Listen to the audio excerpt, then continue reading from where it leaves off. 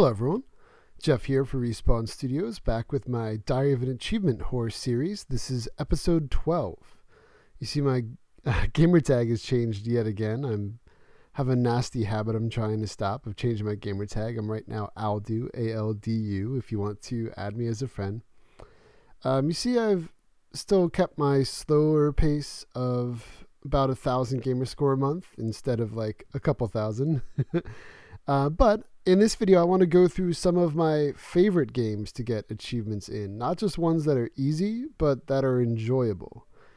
So I'm going to start with the game that I've played for, as you see, 113 days of game time, Destiny. I was actually hesitant about getting Destiny when it first came out. I wasn't sure if I'd like it, but I love it. I've ended up playing it more and more. Certainly it's not perfect. There's been a lot of issues with paywalls for different things, but I play it so often, I don't think it's an issue. If you enjoy the game, you'd buy the things anyway. So anyway, I'm going to point out some of my favorite achievements. To finish a raid without dying is probably the hardest one, but if you level up your characters to the max it is now and then do one of the older two raids, such as Crota's End, it's actually quite simple now, because you could just block with your sword and just not die. The enemies can't really hurt you. But a lot of the achievements are simple and things that you'll get for progressing, for killing a certain number of enemies, maxing subclasses with different races. So nothing too crazy. And then one of the other bigger games on Xbox, Halo 5 Guardians. A lot of the achievements are for the campaign and are for simply beating it. There's also a score attack mode, which put the gamer score up to 1250 overall. I have 950. There's some achievements I obviously didn't get. I think one of them is for 150 or something to beat the game solo on Legendary. I just have no interest in trying that. I mean, I could do it. It'll just take time. The score attack achievements you could all get very quickly on like one mission, essentially, if you do it in co-op. Some of the achievements are really cool, doing unique things on levels. I enjoy that. The multiplayer ones also aren't bad at all. They're just for winning 5 games in different game modes. It's not bad. Here's one of those unique ones, complete a mission without entering a vehicle. Very cool. And you might have noticed there was a very rare achievement, 1% one, that people don't have for something very easy. You just go into custom, change like one setting and save it. And you get an achievement for that. But yeah, let's start going to some other games here. The Telltale games are all quite easy. The Walking Dead ones I don't really enjoy, but the Batman one I loved. So I finished it in under 13 hours. All the achievements are just for beating it. So you get 1,000 gamer score just for playing through it. And the Batman one's really cool if you're into superheroes. Some interesting choices to make, some difficult ones. The game's actually quite violent, which I wasn't expecting it to be so dark, but it is. Silent Hill Downpour, I'm pretty excited, is backwards compatible now. There's over 300 games that are backwards compatible, which is very cool. Catherine just became backwards compatible, which is a great game if you have not played that. But anyway, Silent Hill Downpour, which a lot of people might know me for, my achievement guides took off. I think my one for all of the collectibles is over 50,000 views now. It's nuts. And I made a lot of those achievement guides when I was really sick that week when the game came out. There's really cool achievements like that. Beat the game without killing any monsters. There's ones for different endings, ones for the side quests. Nothing too intense. And I have guides up for almost all of them if you need help with any of the achievements. Shameless self-promotion. Firewatch is right under here. I actually played Firewatch a lot on PS4. And I was very happy that it came to Xbox, but I have so many games in my backlog right now. I've just started Firewatch. I've only done a little bit. The whole game only takes about 3 or 4 hours. And you see all of these achievements are worth 100 gamer score. None of them are too difficult. A lot of them you'll just get from naturally playing the game. The turtle, finding the turtle is on a certain day, so you might want to look that up. But nothing too bad. It's actually a fairly easy 1,000 gamer score. Very relaxing, fun game. What do we got next here? course, the original BioShock remaster is amazing. You can get 1200 Gamerscore because it includes the DLC for Trials to defend a little sister as a big daddy. The 100... I got all of this in one playthrough too, 800 Gamerscore. It's pretty easy. You'll get it from just doing all the different things. There's a 100-point achievement for saving all the little sisters though. So when you have the choice to either harvest or free, always choose free. You're actually going to end up with a ton of Atom, which you need for upgrades anyway, because you'll be getting packages after you save, I think, every 2 little sisters. The bunker was really good, but I'm going to show you Dear Esther here. It's from the same people that made Everybody's Gone to the Rapture, an amazing indie game on PS4. This was the first game they made, and it recently came to Xbox. It's in the walking simulator category, and I hate that name, but that's what people have come to call games like Gone Home and Everybody's Gone to the Rapture.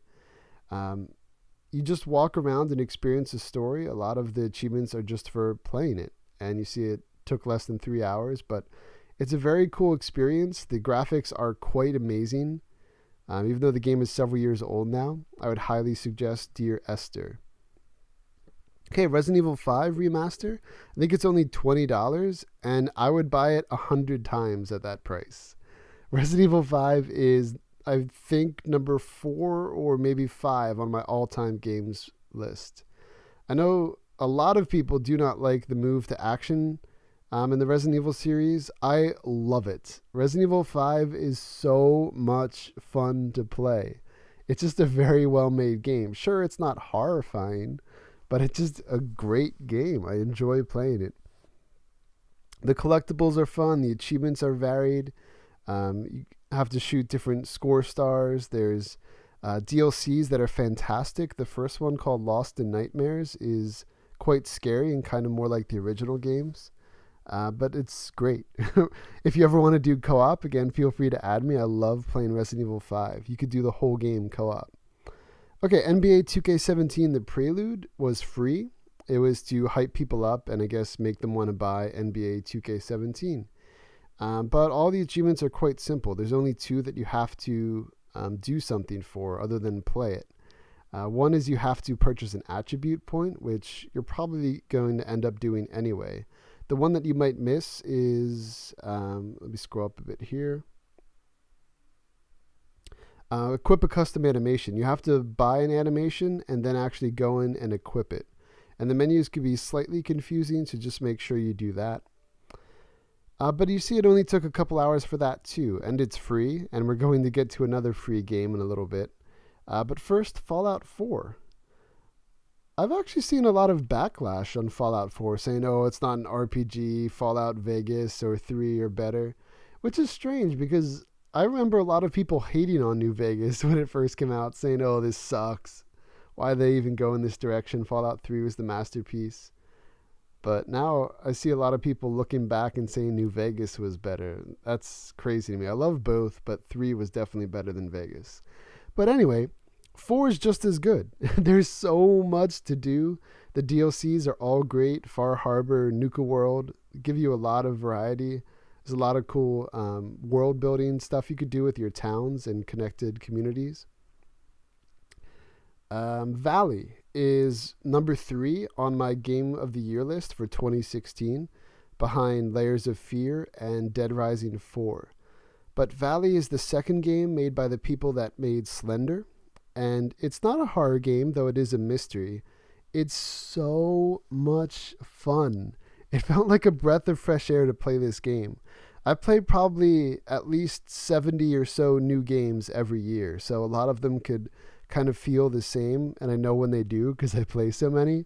This felt like a brand new kind of game. It just was enjoyable to play. The story was cool. How you move was unique. Just everything. The music, it just was a blast. I think it's only $15 or $20, and I would definitely recommend this to anyone that enjoys having fun. The achievements I didn't get do take some time.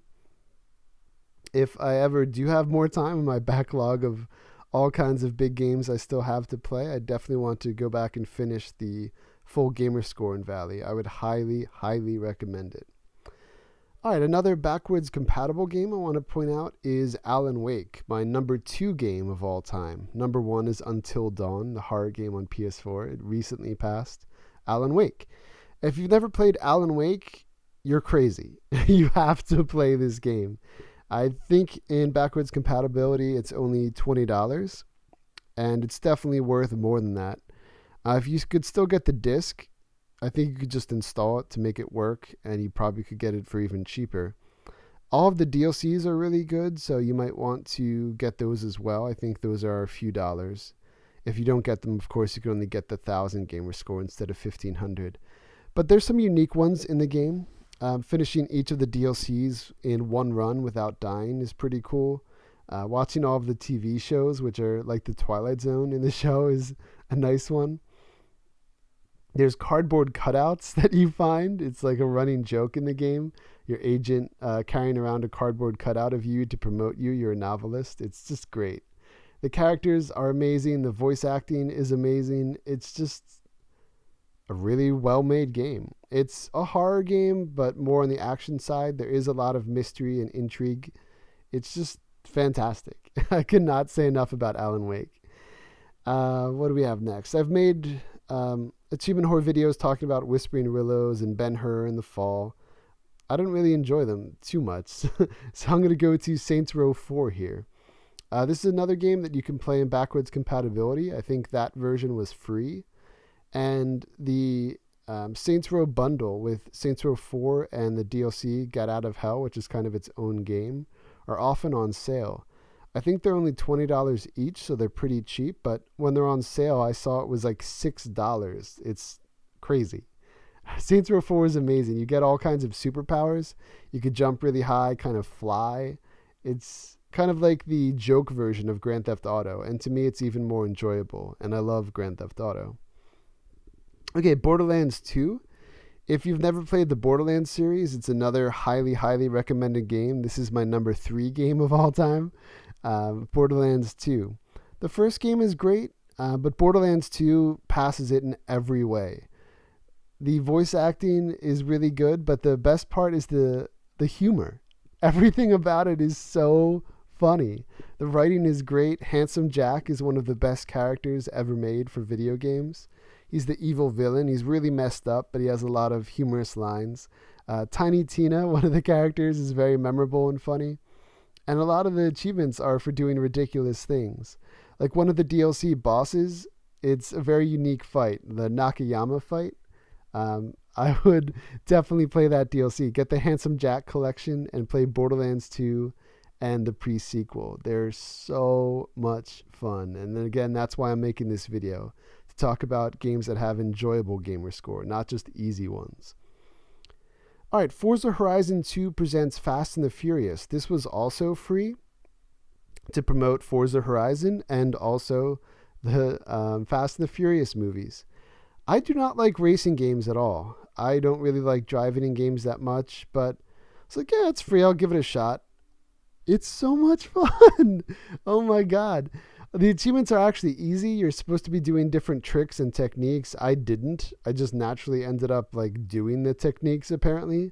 So even like an idiot that's horrible at racing games like me got the full gamer score in it.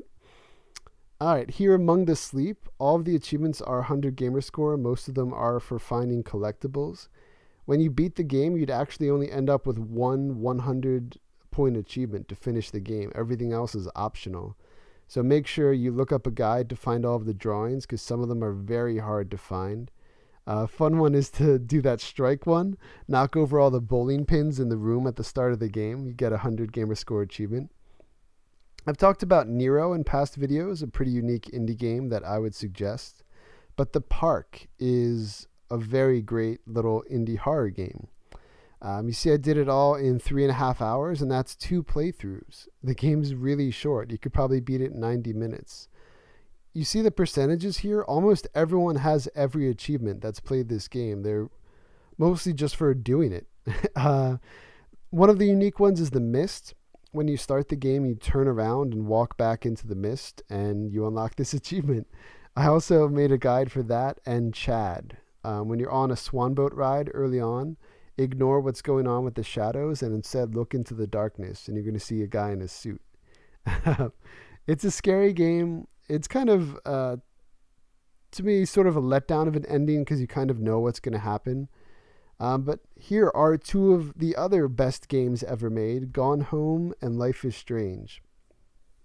Gone Home is another game, probably the most famous game in this infamous walking simulator category.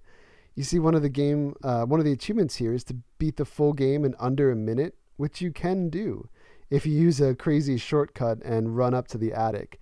The entire game will probably only take about an hour and a half or 2 hours, but it's one of the most powerful emotional stories that will ever be in a video game. It's unforgettable, and I cannot recommend Gone Home enough. Yeah, you're paying like $15, $20 for 2 hours, but it's more than worth it. Okay, Life is Strange got a lot of awards, and rightly so. It's fantastic.